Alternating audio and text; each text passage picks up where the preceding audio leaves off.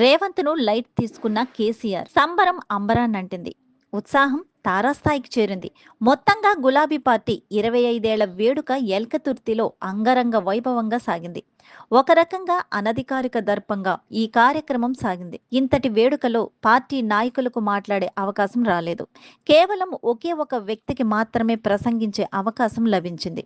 Silver Jubilee వేడుకలో Kalvakuntla Chandrashekar Rao party అధ్యక్షుడి హోదాలో మాట్లాడారు. దాదాపు గంట వరకు కేసీఆర్ ప్రసంగం సాగింది. తెలంగాణ రాష్ట్రంలో గడిచిన 10 సంవత్సరాల కాలంలో ఏం చేశామో ఆయన చెప్పుకొచ్చారు. కాంగ్రెస్ పార్టీ అధికారంలోకి రావడం వల్ల తెలంగాణ రాష్ట్రం వెనుకబడిపోయిందని ఆరోపించారు. తాము స్కీములు పెట్టి ప్రజలను బాగు చేస్తే కాంగ్రెస్ నాయకులు స్కామ్లతో రాష్ట్రాన్ని లూటీ చేస్తున్నారని మండిపడ్డారు. గంటసేపు సాగిన మాజీ ముఖ్యమంత్రి ప్రసంగంలో కొత్తదనం కనిపించలేదు. పైగా ఆయన విమర్శలకు, ఆరోపణలకు 10 సంవత్సరాల తన పరిపాలన వరకే పరిమితమయ్యారు. అంతేకాదు, తెలంగాణకు మొదటి నుంచి కూడా కాంగ్రెస్ పార్టీ శత్రువు అని వ్యాఖ్యానించారు. తెలంగాణ రాష్ట్రాన్ని ఏర్పాటు కాకుండా నాడు నేడు కాంగ్రెస్ పార్టీ అడ్డుకున్నదని వివరించారు. మొత్తంగా కల్వకుంట్ల చంద్రశేఖరరావు ఇన్ని రోజుల పాటు మౌనంగా ఉండి ఇప్పుడు బయటికి రావడం, సభను భారీగా నిర్వహించడంతో కీలక వ్యాఖ్యలు చేస్తారని అందరూ అనుకున్నారు. కానీ దానికి తగ్గట్టుగా ఆయన మాట్లాడకపోవడం ఒక రకంగా భారత రాష్ట్ర సమితి శ్రేణులను నిరాశకు గురిచేసిందని రాజకీయ విశ్లేషకులు అంటున్నారు. గంటసేపు సాగిన కేసీఆర్ ప్రసంగంలో ఎక్కడా కూడా రేవంత్ పేరు వినిపించలేదు. కనీసం రేవంత్ పేరును ప్రస్తావించడానికి కూడా కేసీఆర్ ఇష్టపడలేదు. రాష్ట్రంలో కాంగ్రెస్ పాలనపై విమర్శలు గుప్పించిన బీఆర్ఎస్ అధినేత కేసీఆర్ ఎక్కడా సీఎం రేవంత్ రెడ్డి పేరును ప్రస్తావించలేదు. కాంగ్రెస్ పార్టీని నమ్మి ప్రజలు బోల్తా పడ్డారని, ప్రభుత్వంలో ఉన్న నాయకులు నోరు తెరిస్తే అబద్ధాలు చెబుతున్నారని మండిపడ్డారు. బీఆర్ఎస్ కేసీఆర్ మీద నిందలు వేస్తున్న కాంగ్రెస్ స్థానికులు మంచిగా ఉన్న తెలంగాణను ఆగమాగం చేశారని ఫైర్ అయ్యారు.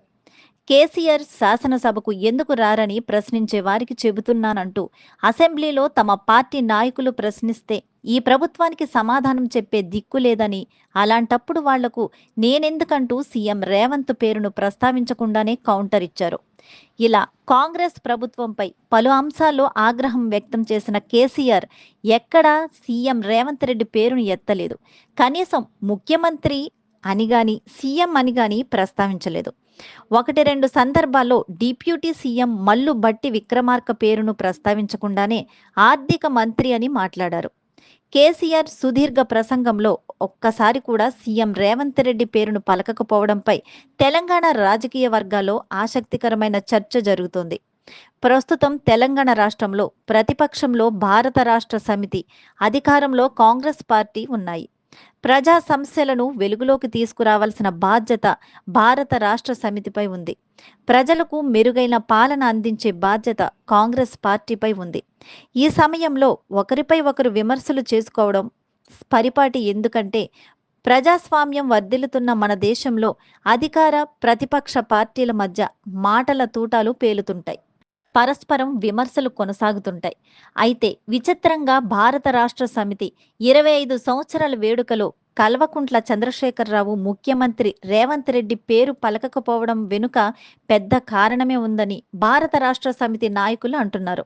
ఇక ఇదే సమయంలో కాంగ్రెస్ పార్టీ శ్రేణులు కూడా గట్టిగా కౌంటర్ ఇస్తున్నాయి. తన పేరు కూడా పలకడానికి భయపడే పరిస్థితిని కల్వకుంట్ల చంద్రశేఖరరావుకు రేవంత్ రెడ్డి కల్పించారని వ్యాఖ్యానిస్తున్నాయి. ఇంతవరకు అసెంబ్లీకి 1 లేదా 2 సార్లు మాత్రమే వచ్చారని, అప్పుడు యుద్ధం చేస్తానని పెద్ద పెద్ద ప్రకటనలు చేశారని, యుద్ధం కాదు కదా, కనీసం బయటకి కూడా రాలేని పరిస్థితిని మాజీ ముఖ్యమంత్రికి రేవంత్ రెడ్డి కల్పించారని కాంగ్రెస్ నాయకులు అంటున్నారు. 2023 ఎన్నికల్లో ఓటమి తర్వాత మాజీ ముఖ్యమంత్రి అసెంబ్లీకి 2 సందర్భాల్లో మాత్రమే వచ్చారు. శాసనసభ్యుల ప్రమాణ స్వీకార సమయంలో మాజీ ముఖ్యమంత్రి కాలు జారిపడి ఆసుపత్రి పాలయ్యారు. ఆ సమయంలో ఆసుపత్రిలో చికిత్స పొందుతున్న ఆయనను రేవంత్ రెడ్డి పరామర్శించారు. ఆ తర్వాత కల్వకుంట్ల చంద్రశేఖరరావు ఆరోగ్యం కుదురుతున్న తర్వాత శాసనసభ సభ్యుడిగా ప్రమాణ స్వీకారం చేశారు. ఇక ఆ మధ్య బడ్జెట్ సమావేశాల సందర్భంలో ఒక్కసారిగా అసెంబ్లీకి వచ్చారు. ఇప్పుడు తన వ్యవసాయ క్షేత్రానికి మాత్రమే కేసీఆర్ పరిమితమవుతున్నారు. పార్లమెంట్ ఎన్నికల్లో కేసీఆర్ తెలంగాణ రాష్ట్ర వ్యాప్తంగా విస్తృతంగా ప్రచారం చేసినప్పటికీ భారత రాష్ట్ర సమితి ఒక్క సీటు కూడా గెలుచుకోలేదు. బహుశా ఆ పార్టీ చరిత్రలో ఇది అత్యంత దారుణమైన ఓటమి.